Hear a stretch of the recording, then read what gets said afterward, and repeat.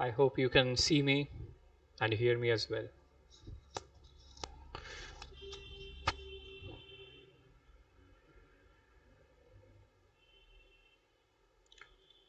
All right. Today we are going to talk about um modernism in the 20th century, European thought and culture.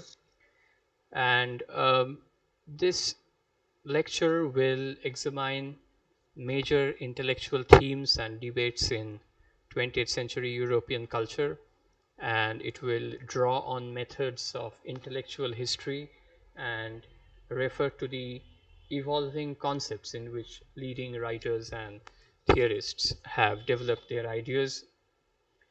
This particular approach to the history of ideas rests on the assumption that ideas shape and influence all other aspects of historical processes, but it also stresses the importance of social, political, and economic realities in the formation and diffusion of all ideas. So we will interpret 20th century European thought as a uh, as a dialogue between the advocates of different philosophical or theoretical perspectives, and also as an intellectual response to complex traditions, social and cultural traditions, and um, some rather devastating events in the history of Europe. We will, for the sake of clarity, divide the entire discussion into 5 parts, and these are the 5 um, areas that we will be looking at: rationalist, scientific forms of knowledge, and the optimistic belief in progress; classical realist representations and accounts of uh, the external world; the traumatic violence and massive costs of the world wars; the political history and conflicts of fascism, communism, and liberalism; and also the social and economic changes that resulted from urbanization, imperialism, warfare, the Great Depression, and late 20th century globalization. I'll also focus, uh, I'll rather not focus on detailed descriptions of these contexts that I just mentioned, but I will talk about these historical realities and others, uh, and how they affected the changing themes of European literature, social science, philosophy, psychology, art, political theories, and intellectual identities.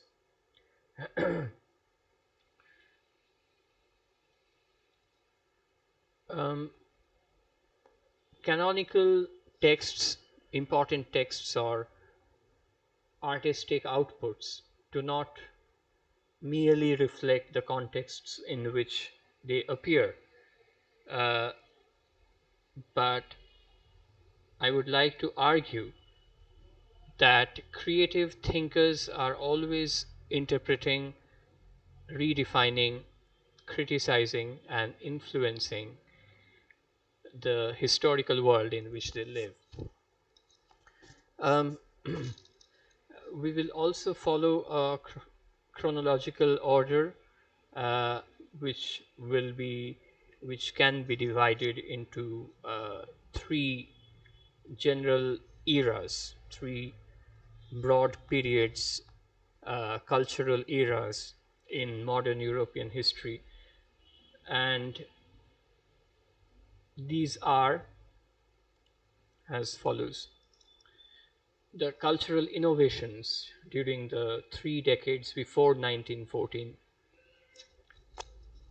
the year that marks the beginning of the First World War; 2, the responses to the First World War, and the new cultural themes of what historians call the interwar era, and finally, the responses to the Second World War and the new forms of thought that emerged in the decades after 1945.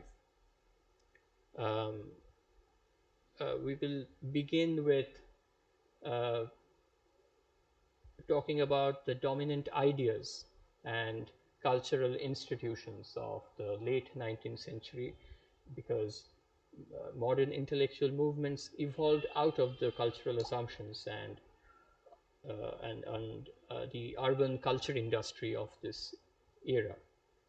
Uh, we will then uh, build up a kind of contrast between the literary movements of naturalism and symbolism. And we should note that both these movements later influenced modern novel and poetry. And then we will talk about the new departures in the fields of philosophy, science, and art that contributed a great deal to the general 20th century trend um, towards relativism and subjectivism in uh, in European thought. And we will conclude this pre 1914 section of the course with a discussion about the emergence of modern sociology and social theory, especially in France and Germany. And then we will go on to discuss the context of the First World War and how it contributed to uh, kind of new cultural pessimism and made Europeans more receptive to psychological theories that stressed human irrationality. We'll also examine the ideas and diverging schools of psychoanalysis in uh, in our subsequent discussions. Before we turn to post-war literary themes, um, focusing on pessimistic poets, surrealist writers, and other authors who developed the narrative style and psychological themes of modernist novels. We will then uh, come to uh, the, the discussion regarding interwar European culture, uh, emphasizing philosophy and social theory. And we will look at also new interest in language and political theory, especially a kind of political anxiety about fascism and communism and the economic crisis of the 1930s that was very prominent at that point of time. And finally, we will discuss the different intellectual responses to Nazism in Germany, and we will look at responses to the events of the Second World War, uh, particularly dealing with post war existential philosophy and uh, the literary attempts to remember or interpret the horrors of the Holocaust and totalitarianism.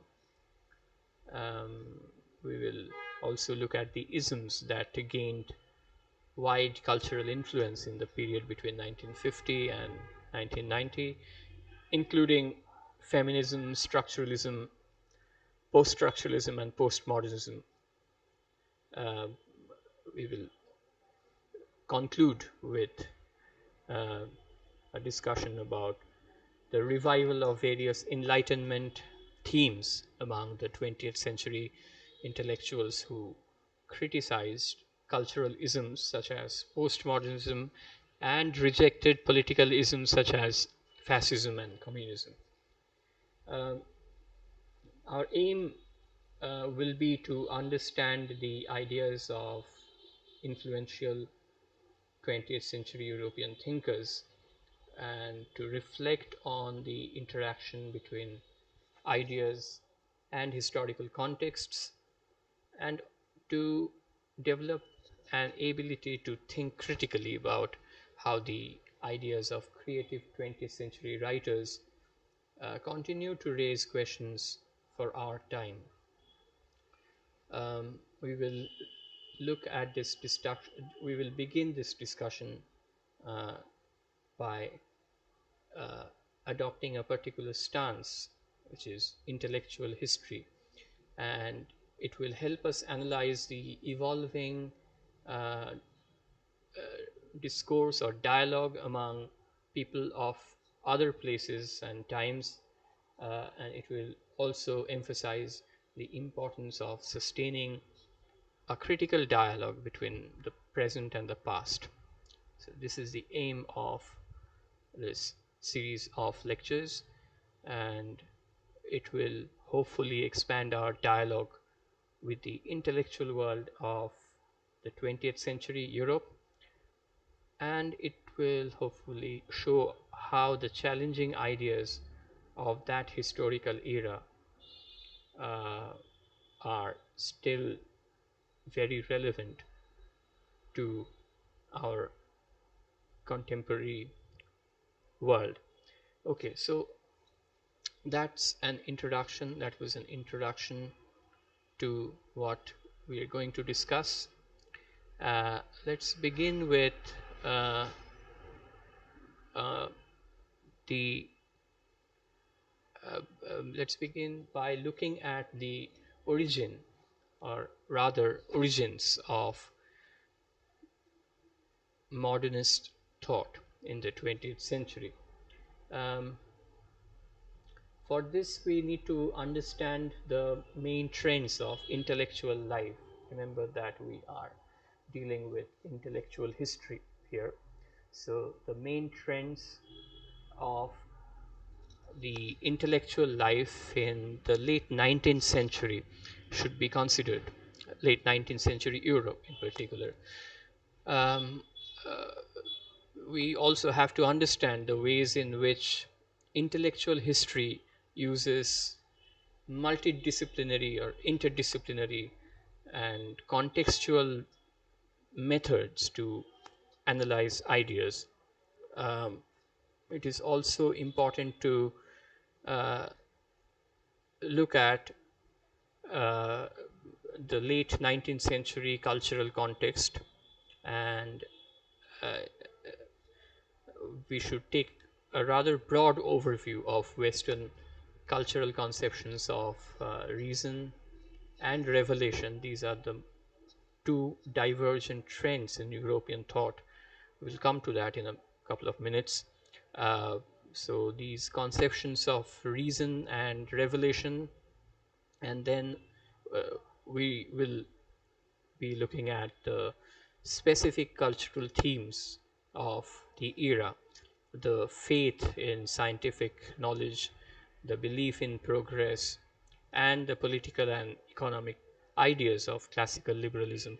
And finally, we should also look at some of the critiques of the era's dominant cultural assumptions and um, the 20th century events that eventually provoked new questions about the meaning of progress in the modern world. So, a few words about intellectual history or history of ideas. What is intellectual history? Intellectual history differs from most other forms of historical study in that it focuses on the history of ideas. Influential writers are also taken into account, of course, writers and artists, and canonical books, important books, and creative works, creative outputs. So, most historians give more attention to the history of social institutions, politics, economics, wars, diplomacy, or famous events, but intellectual history emphasizes the shaping role of ideas. Okay, so it is particularly concerned with ideas, the role of ideas in all spheres of human history, and it looks specially, particularly at the people who debate ideas, who introduce new ideas.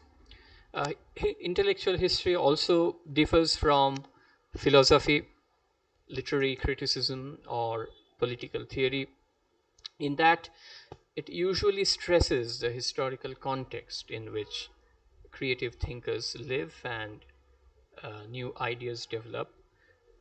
Intellectual history often looks at the relation between texts and contexts, and this is the approach that we are going to adopt. Uh, we will note that the general cultural context in which influential writers are working, and we will refer to the influence of major events such as wars, revolutions, or political and economic conflicts and crises. Intellectual history also happens to be very interdisciplinary as a field, which means that it typically analyzes intellectual work in what academics like to call the disciplines of knowledge. So uh, it is a collection of different approaches arising from different disciplines, and these different forms of thought or knowledge, including social theory, literature, psychology, philosophy, and cultural criticism, all of which are brought together.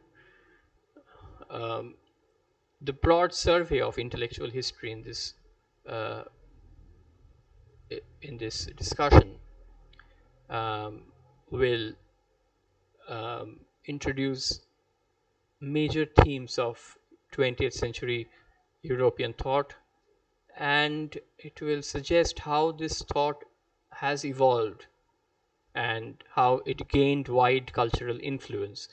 So, um, let's look at some of the broad cultural patterns in 19th century European intellectual life, because the cultural debates of this period clearly shaped the context in which early 20th century intellectuals worked. Intellectual life in the 19th century, something that is called fin de siècle era, it reflected the latest stage in an ongoing debate between those who believe deeply in science, in modern progress, and in classical liberalism, and those who question these ideas. So, on the one hand, you have those who believed in science and progress, and on the other hand, you had people who were debating these ideas, questioning these ideas, people who were suspicious of the idea of science and progress. The dominant cultural paradigm among most intellectuals around that time, most intellectuals and educated people, uh, stress the belief in science and progress.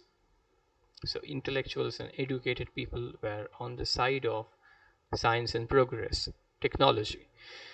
But there were some skeptical writers and critics who challenged this dominant paradigm, and their voices, their views eventually became increasingly influential in the 20th century. Okay. Um, so before we begin to look at this fin de siècle debate, the turn of the century debate, uh, it is useful to place some of the themes related to that time in a much wider historical framework. And in some respects, this debate expressed the tension between the two oldest strands of thought in the Western cultural tradition. Um, what are these two strands? One is faith, and the other is reason. Historians have often described Western civilization as a complex fusion of two ancient cultural traditions, the Greek culture and the Greek culture and the Hebrew culture. The Greek culture developed especially in Athens, and the Hebrew culture developed in Palestine.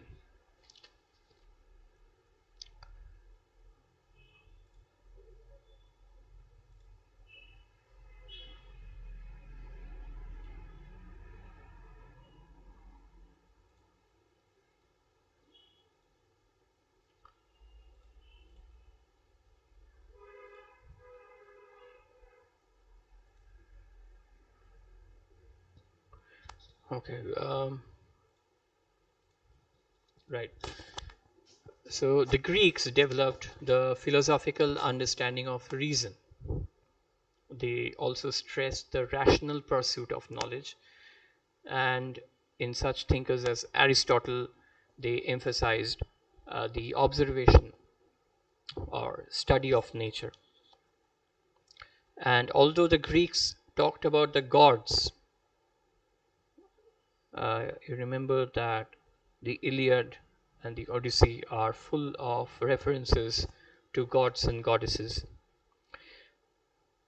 So is the Greek mythology.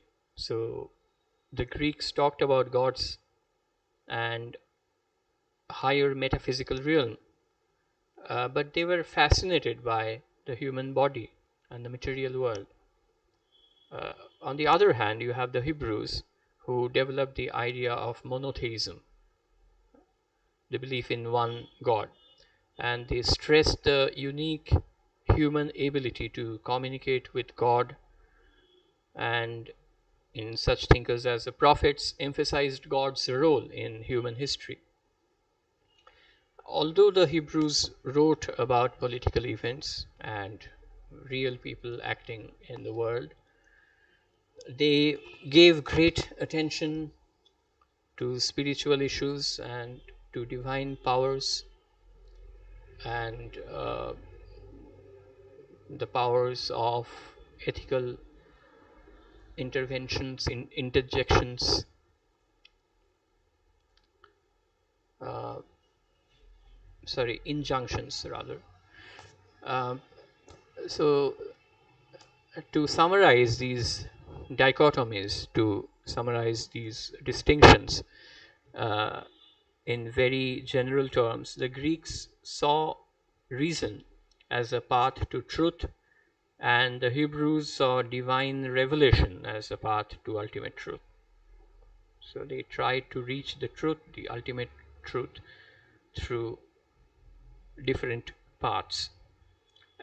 So these two important strands or attitudes of ancient thought came together somehow in uh, the synthesis of medieval Christianity, the theological synthesis. And the famous medieval works of such thinkers as Saint Thomas Aquinas basically agreed that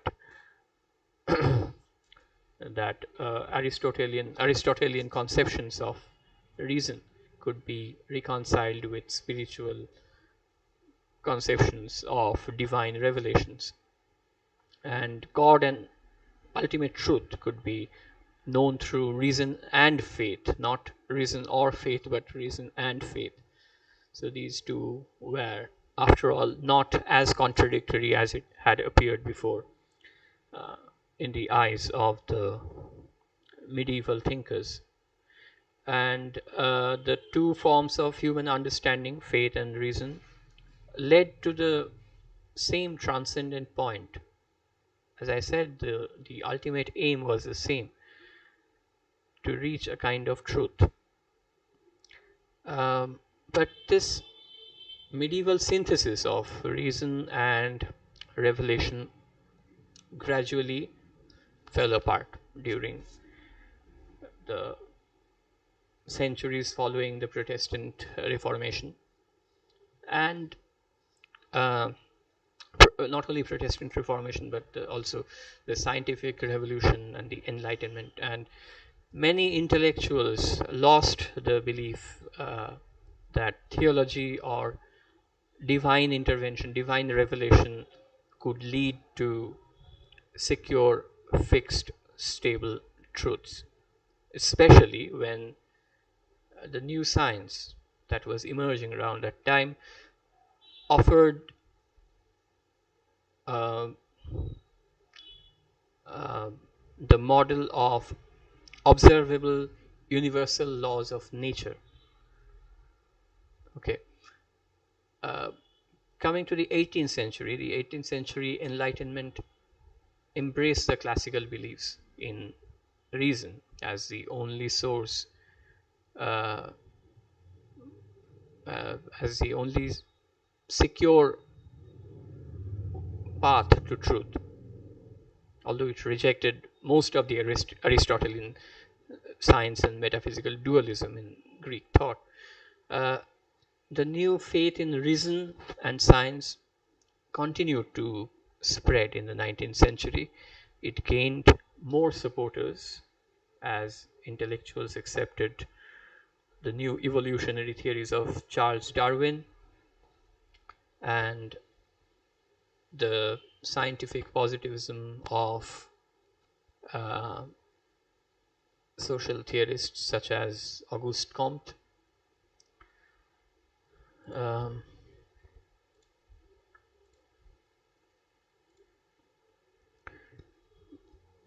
we'll come to Charles Darwin and his importance.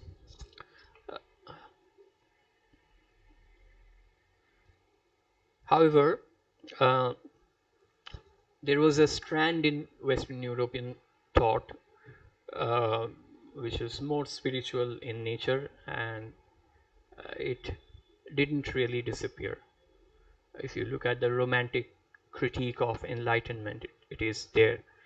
Uh, it expressed in more secular terms the ancient faith in revelation. Um, the romantic poet, let's talk a bit about romanticism. The romantic poet, the figure of the romantic poet, the cult figure. The romantic poet, like the ancient religious mystic, gained special knowledge of human life and human existence or nature through through experiences which might seem irrational or non-rational. And throughout the 19th century, uh, writers questioned the belief. Writers such as the British Romantic poets, Dostoevsky is a very good example. They questioned the belief that science offered the best or the only reliable form of human knowledge and understanding. So um, the coming to the late 19th century cultural debates, they can be seen as the modern expression of those long-lasting tensions that had existed between the Greek and the Hebrew traditions in the West. Okay, uh, it is also important to note that in history, nothing really stays the same. Of course, the debate between what we might call reason and revelation took new forms as society, science, and culture evolved in the late 19th century and the early 20th century. So, as we were talking about, the dominant cultural belief system at the end of the 19th century included a strong faith in science, and progress, and liberal ideas.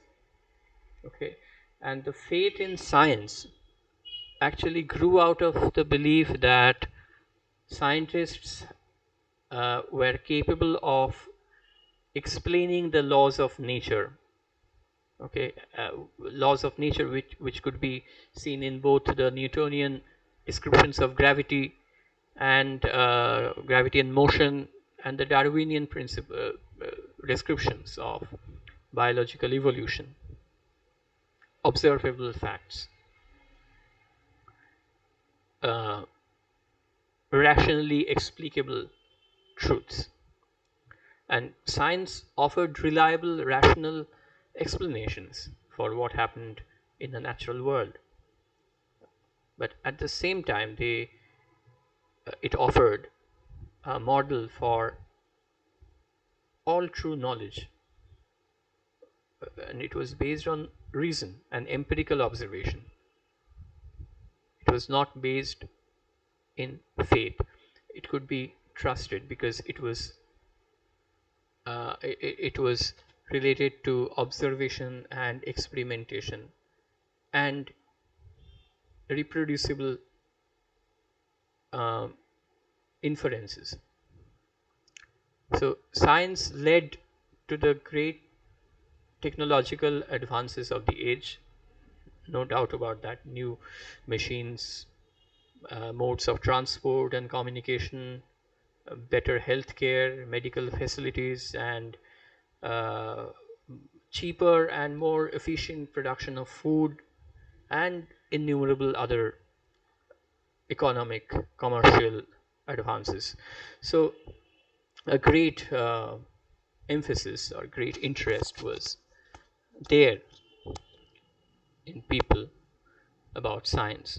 So, science appealed to the intellectuals, to most intellectuals, and uh, partly because it produced material commercial benefits, as well as new knowledge.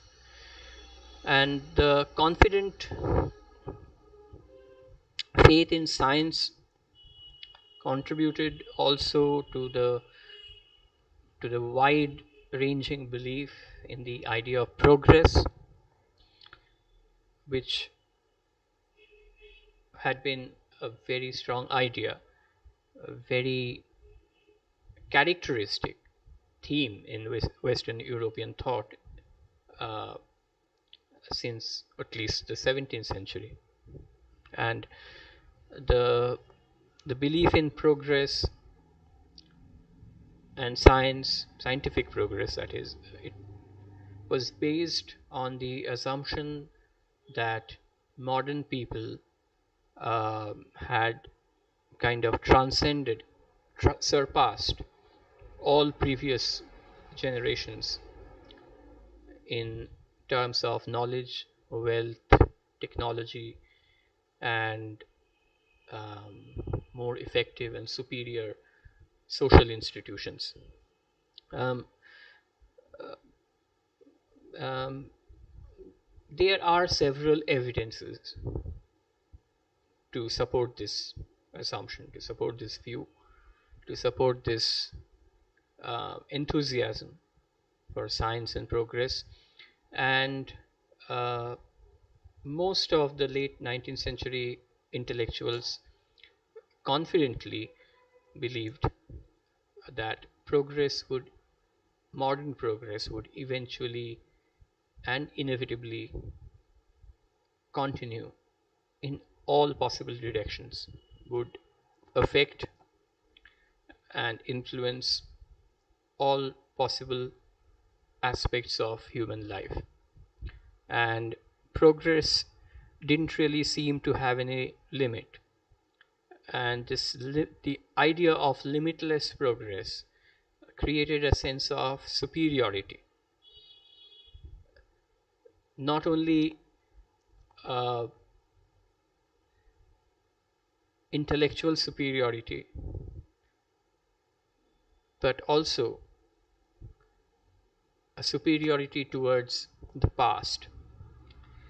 Uh, and at the same time, there was an optimism about what the future held for human beings.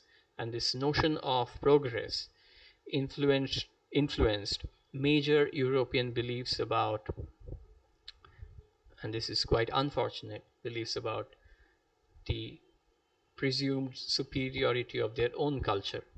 And in this context of European imperialism, most Europeans assumed that people in other parts of the world could only become modern, could only become civilized, and join in modern progress if they adopted European knowledge and ideas. Okay, and this the at the very foundation of this idea of modern progress, as most intellectuals viewed it, uh, there was not only science and technology, but also, you know, rethought and imagined ideas uh, forms of government, legal rights, economic organization. Okay, uh, and the late 19th century also saw the spread uh, of faith in democratic governments. It also saw the expansion of voting rights, the expansion of rights for individual religious um, freedom and intellectual freedom in general. It was generally a period of liberal economy, liberal economic policies, in which liberal governments allowed and encouraged the growth of uh, capitalist corporations, both in Europe and colonized parts of the globe. And this led to the ascendancy of European civilization, and uh, it was evidently appropriated as a superiority of European economic and political structures and institutions. It was also seen as a proof of Europe's superior knowledge and cultural values. And the dominant ideas in European cultural life at the end of the 19th century, to a great extent, took for granted the social values of modern science, the the inevitability of progress, and the expansion of liberal political and economic institutions. And these assumptions could be found everywhere, in universities, in the printing press, in the general political culture. It also, to some extent, influenced religious uh, inclinations or beliefs, religious life. Uh, some critics, however, questioned all these assumptions of the 19th century, of the turn of the century, uh, uh, and they initiated new, fresh intellectual debates that would continue throughout the 20th century. Okay, uh, these critics and writers, creative writers, basically challenged the belief that science provided the only important truths about human nature, human beings, and nature. So they said that science cannot possibly be the exclusive source of truths about life and nature. And at the same time, there were other thinkers who challenged the confident belief in progress, and they were worried about social relations, traditions that were disappearing under the influence of the so called progress. Uh, some writers also challenged the liberal confidence in modern political and economic institutions. So all these critics, all these radical uh, anti-establishment views remained somewhat marginalized at the periphery until some very traumatic events happened. And I'm talking about the wars in the 20th century. And those events provoked a much wider, broader critique of late 19th century ideas, especially the ideas of endless human progress and optimism. Okay, so I hope you can. I hope I am audible still and visible as well.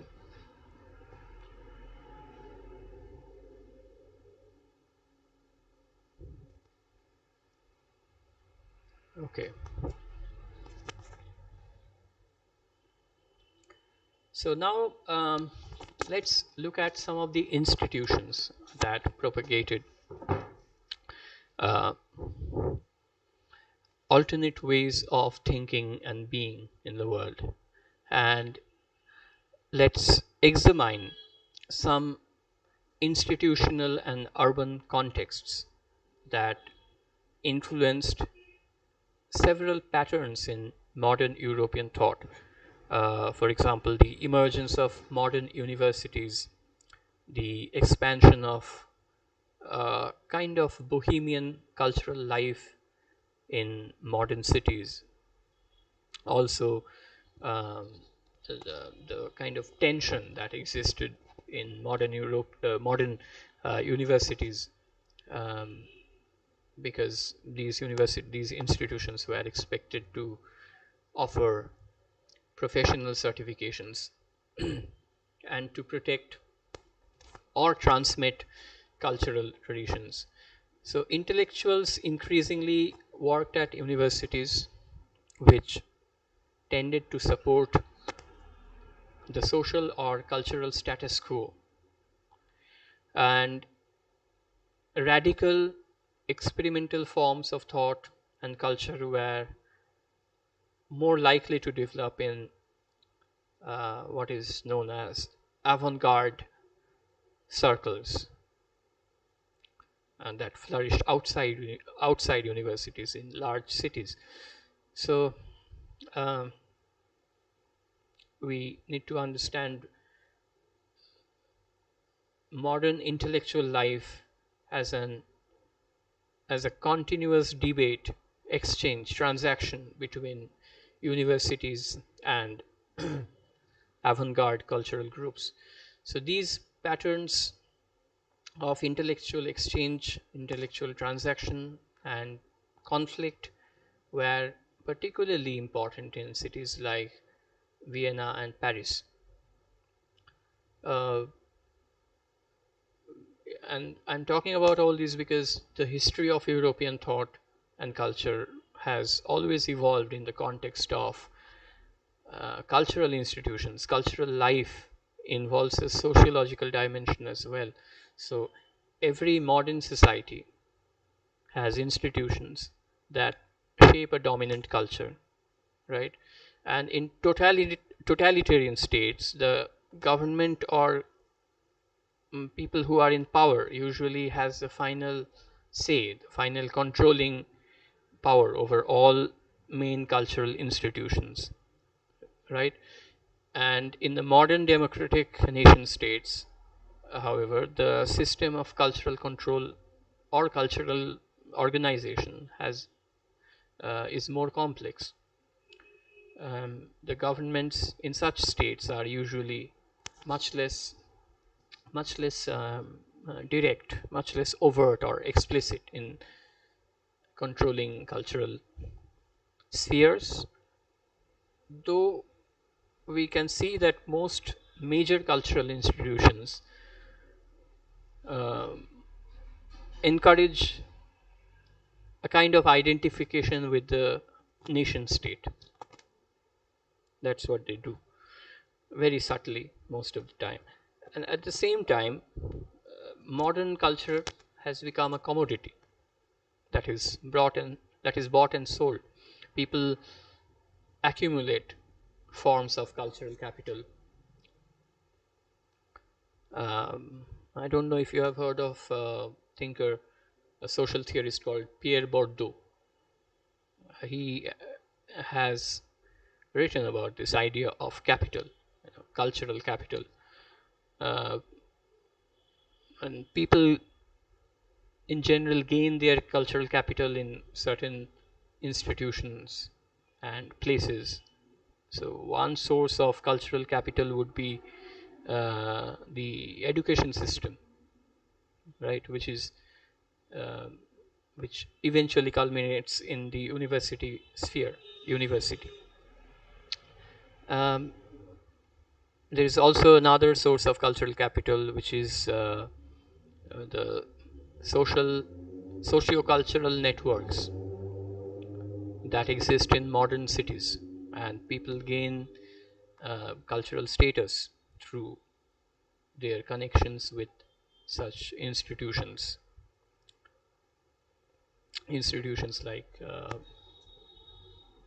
like the theater, the orchestra, the museum, the gallery, etc. There is yet another source of cultural capital, which is nothing less than the modern culture industry, which consists of things like newspapers, books, journals, commercial art galleries, museums, advertising. And in the 20th century, this culture industry expanded to include forms of mass media like cinema, radio, television, and we should also keep in mind that the culture industry is essentially based in large cities, and uh, uh, they are linked to cultural institutions, uh, to universities, because the people who work in the cultural systems are almost always trained in universities, and these cultural patterns uh, uh, contributed a great deal to the formation of the typical modern types of modern forms of um you know education and dissemination of knowledge um, during the later decades of the 19th century. By that time, it had already started, and they continued in the institutions of the modern media. And the main traits, the main features of modern cultural life uh, was shaped by a kind of mutual dependence, dependence of that existed between universities, the culture industry, and the state sponsored, state supported, state aided cultural institutions. Okay, and so this is a context basically in which intellectuals were working. So by the beginning of the 20th century, cultural life was becoming systematically organized, more professionalized, and it began to be linked to credentials. And people needed a university degree to work in the culture industry. Okay, so or a PhD to teach in universities. But the cultural life flourished and expanded in several different directions outside universities. It was not restricted to the university space. And modern intellectual history has evolved as a dialogue between people in different parts of the culture system, not only exclusively inside the universities. Okay, so debates started taking place between people in universities or newspapers or their critics outside those institutions. Okay, and it's very curious that the universities have played a very major role uh, in general for debates about ideas. And but the most important and the most original writers and artists and thinkers uh, have worked outside universities. Okay,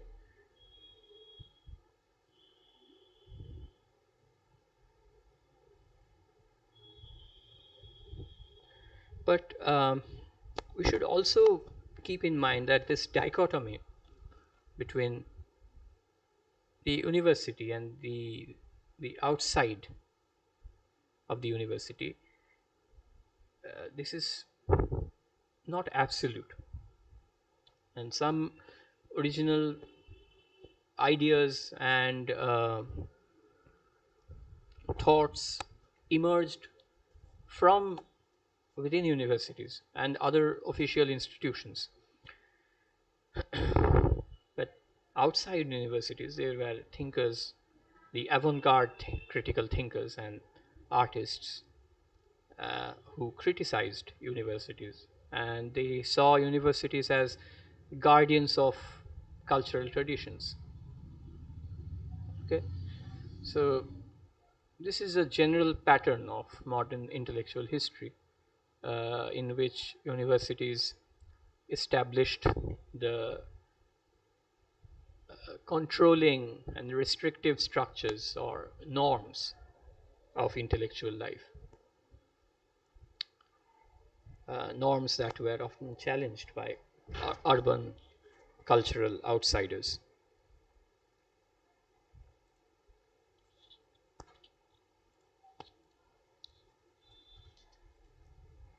Okay,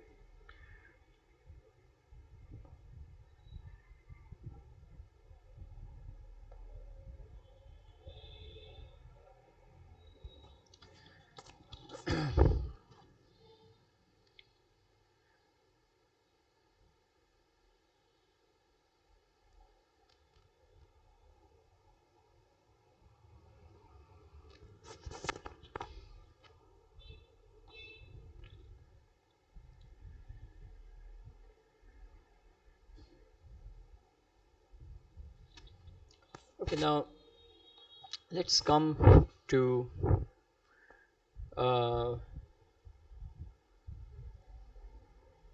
the turn of the century literature. We will be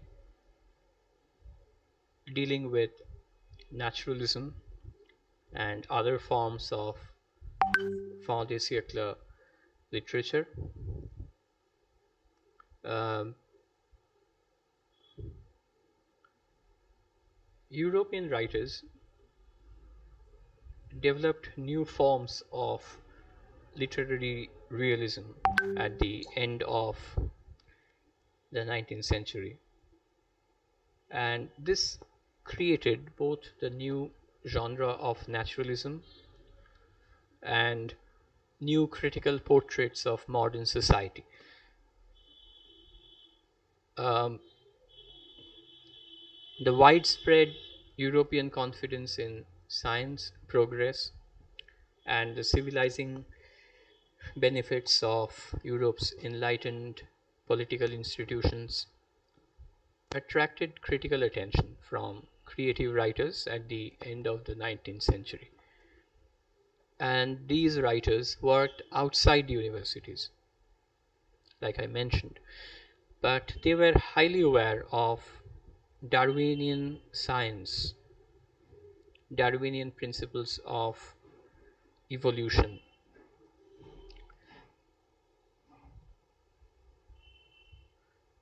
Um, and they were also aware of the general belief in progress, which flourished in both uh,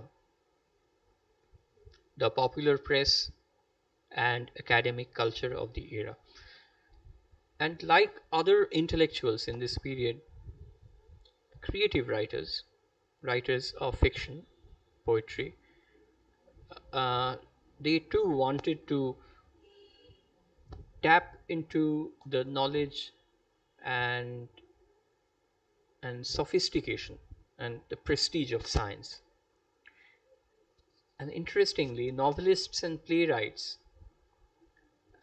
they were taken in by the new developments in science, and they, although they could not discover new laws of nature, but they uh, often sought to reveal how deep social realities lay beneath the surface of European society, as deep uh, as biological realities exist in nature.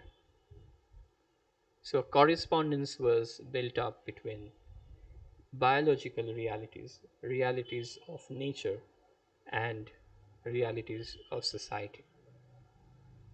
And many of the intellectual works of the late 19th century European literature extended and revised the earlier traditions of literary realism, and a new generation of writers uh, emerged who embraced aspects of the dominant cultural belief in science. Uh, they, however, they turned these aspects of uh, of the new science into social and literary tools or critiques of modern Europe. So they they formed a kind of methodology. They developed a kind of methodology inspired by science, which allowed them to have greater insights into the workings of society. Um, some later writers would see the late 19th century novels or plays as models for how literature could deliver a social critique. In fact, sometimes they uh, thought that literature had a greater effect than a social treatise. And there were other writers still who would condemn this kind of literary social critique as being too one dimensional and too insufficient, too insufficiently aware of psychological complexity. The late 19th century novel, many 20th century writers tried to reject by probing into the inner psychological world of memory, um, and imagination. Um, so it is not easy to understand. It is not easy to understand modern literature. Found first the evolving realism or naturalism of the late 19th century writers. So uh, the themes of the broad themes of literary naturalism need to be taken into account, and also we need to look at some of the writers who used and transformed these themes to challenge the extant European ideas. And we will consider some of the naturalist writers who were writing around that time. Um, we will focus on Emile Zola, Henrik Ibsen, and Joseph Conrad, the most important writers writing in the naturalist tradition. They, of course, they had many differences on school, but uh, they they all tried to portray flaws in European culture. Zola's novels showed the class tensions primarily and corruption that spread everywhere uh, beneath the facade of success and progress. Uh, Ibsen was a dramatist, and he used drama to portray the anxieties of the middle class and the constraints that women faced in the modern world, especially in the institution of marriage. Conrad, Joseph Conrad, on the other hand, wrote novels about European encounters with uh, non European cultures to reveal the the brutal realities that went along with imperialism, and that was supposed to be spreading civilization and enlightenment to non European peoples. Uh, Talking of similarity, for all these writers, literature offered the linguistic tool which they could use and criticize the assumptions of modern European civilizations. Emile Zola, Henrik Ibsen, and Joseph Conrad. Literary historians have described naturalism as a distinctive approach to literature in the late 19th century, but like all such movements, it is not easy to define. Uh, Naturalism resembled realism, literary realism, in trying to escape romantic sentimentalism and the romantic image, the romantic glorification of isolation, melancholia. Naturalist literature attempted, towards the end of the 19th century, to describe the harsh realities of life, especially those realities that elite people, upper class people, uh, didn't like to discuss, didn't recognize even. So, in this respect, naturalism went beyond the earlier literary realism because it focused on the most unpleasant aspects of modern life, like crime, corruption, disease, uh, prostitution, madness, poverty, etc. So, like realists, however, the naturalists wanted art to represent a reality which was external to itself, but this reality was often shocking, it was often brutal and disturbing. Um, there is a work called The Experimental Novel by Emile Zola, written in written in 1879, which is a theoretical account of this approach, this naturalist approach to literature.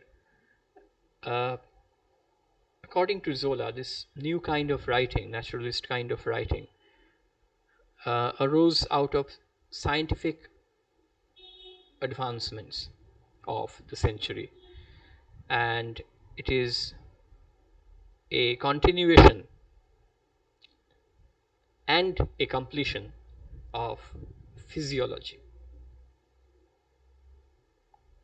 And for Zola, it had the prestige, not only the prestige, but the vitality of a scientific method. So, naturalism went beyond realism in its relation to biological sciences. Uh, it is uh, almost post Darwinian in its emphasis on nature. So, such writings, such naturalist writings, uh, brought science closer to literature, and it stressed the power of things like issues like biological heredity,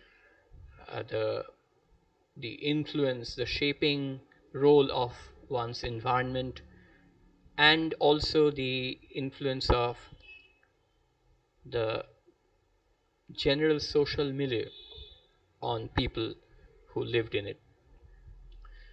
Uh, Very little emphasis was placed on the autonomous self creation of the individual, um, which is to say that according to naturalism, you cannot have sufficient control over your life, your character, your way of being. You are influenced, your destiny is kind of decided by your environment, by your genetic structure, by your social surrounding. Um,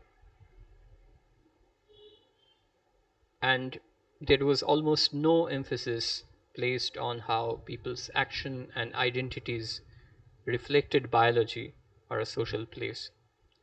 These things were not really taken into account as deciding factors. So the scientific themes of European culture uh, contributed to literary images of people coping with decisive power of nature or the external world. And naturalist literature frequently isolated a specific problem and showed how people were forced to deal with it. So they would place a character in a very problematic situation, for example, dealing with poverty or illness, and see how that character responded. And their main aim was to show how situations and conditions govern human life to a point of uh, to a point where they have no control whatsoever. So we can see the specific themes of such writing by looking at the works of Zola, Ibsen, and Conrad. Although they represent different national literatures, Zola is from France, Ibsen was from Hungary, and Conrad was actually from Poland, but he moved to England and became a British subject. Um, let's look at these three writers in greater detail now. Emile Zola, whose dates are 1840 to 1902, grew up in the uh, southern French city of Aix-en-Provence. His father died when Emile was only 7 years old, but he was closer to his mother. Paul Cézanne, a very famous Impressionist artist, was one of his best friends, and around 1858, Zola moved to Paris, and because he failed the baccalaureate exam that was required for admission to the university, his education did not go beyond the lycée. And Zola threw himself into the Parisian literary world, first working at a publishing house and writing short stories and articles for newspapers, and eventually he became uh, a strong advocate for the new Impressionist painters. Um, you can also find a portrait of Zola painted by the Impressionist painter Edouard Manet online. You can Google it. Zola eventually married, but his life was devoted mostly to writing. He never had children with his wife, though he did have two children with one of his wife's servants, with whom he had a long relationship. He also entered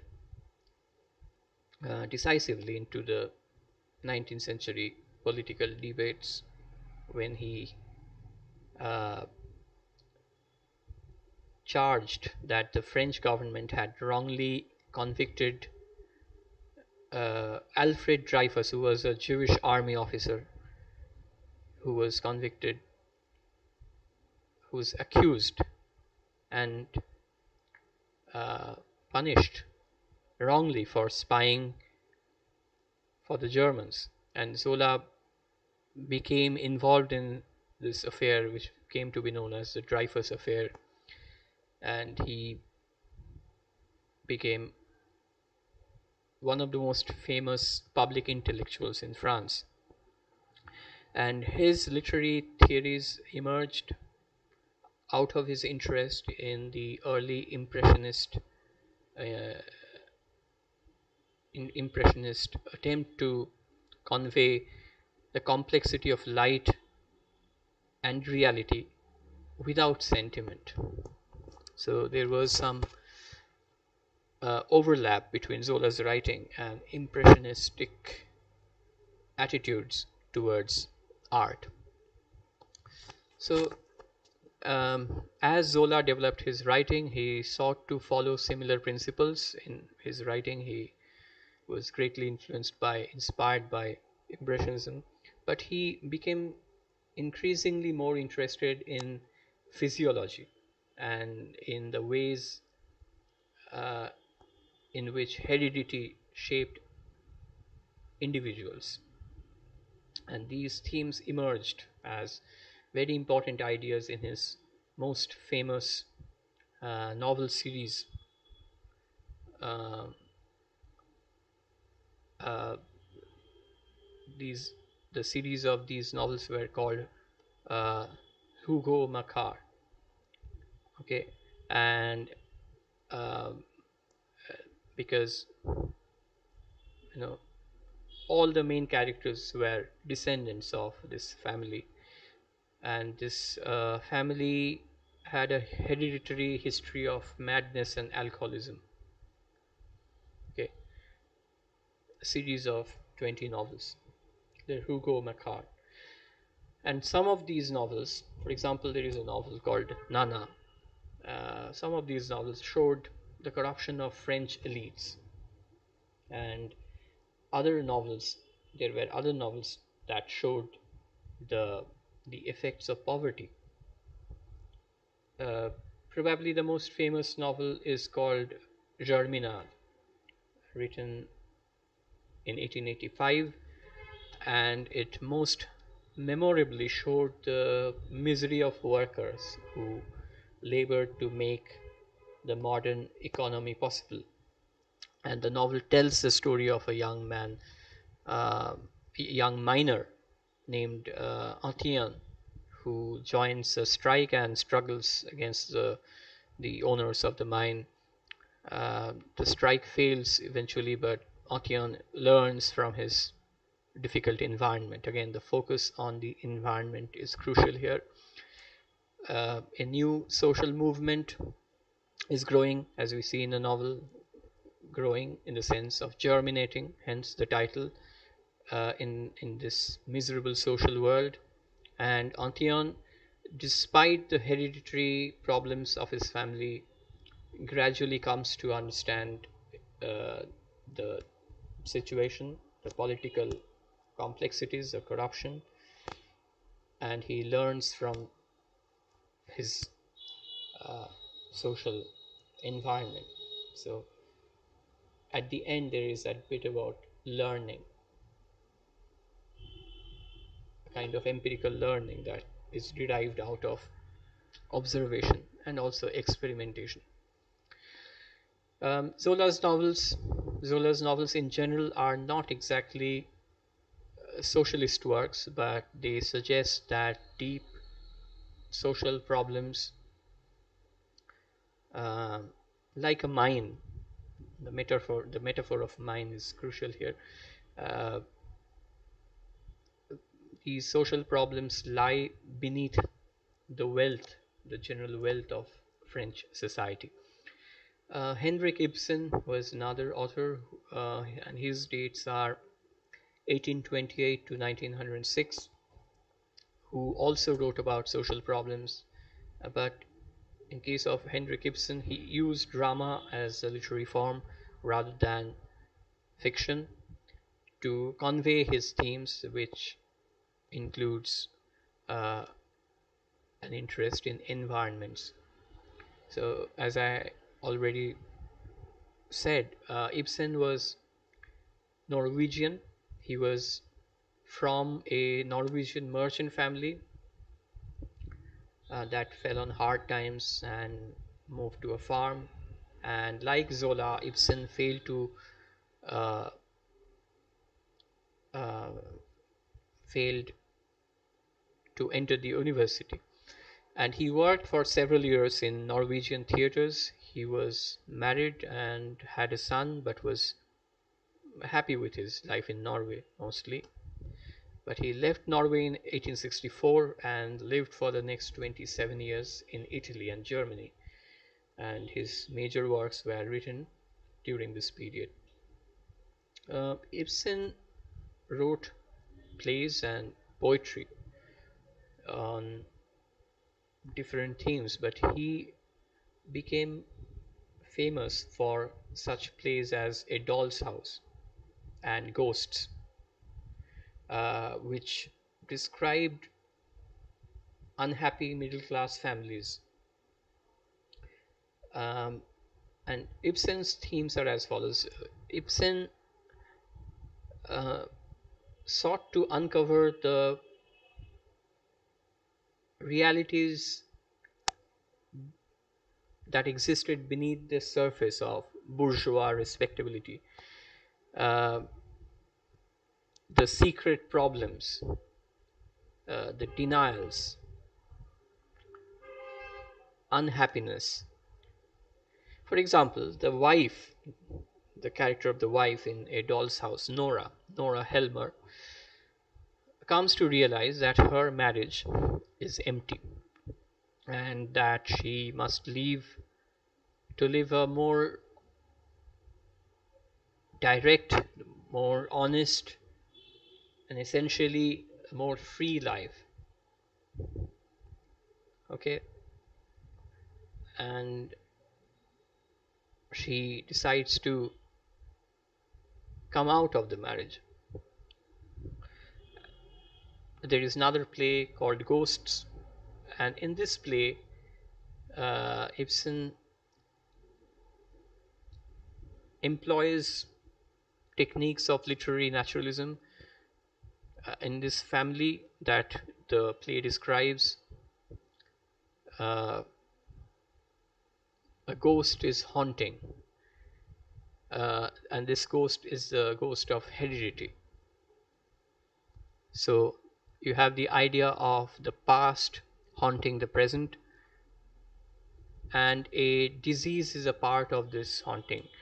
Uh, the central character, the son, Oswald Alving, he inherits physical problems from his father, but the mother is haunted after her husband's death by the ghosts of dead beliefs, lies, and outmoded social conventions.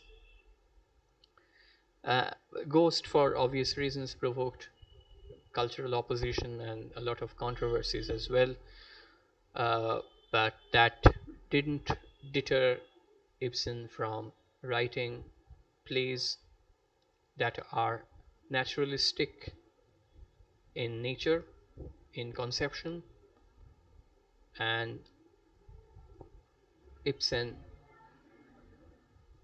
in subsequent works, also assumed this role of a social observer. Finally, let's come to Conrad, Joseph Conrad, and his dates are 1857 to 1924.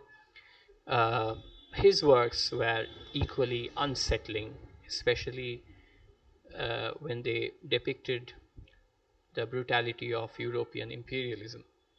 And Conrad, his background is he was born into a Polish family in Ukraine, and his parents were Polish nationalists who named their son Konrad after a character in a famous poem by the Polish nationalist poet Adam Mickiewicz.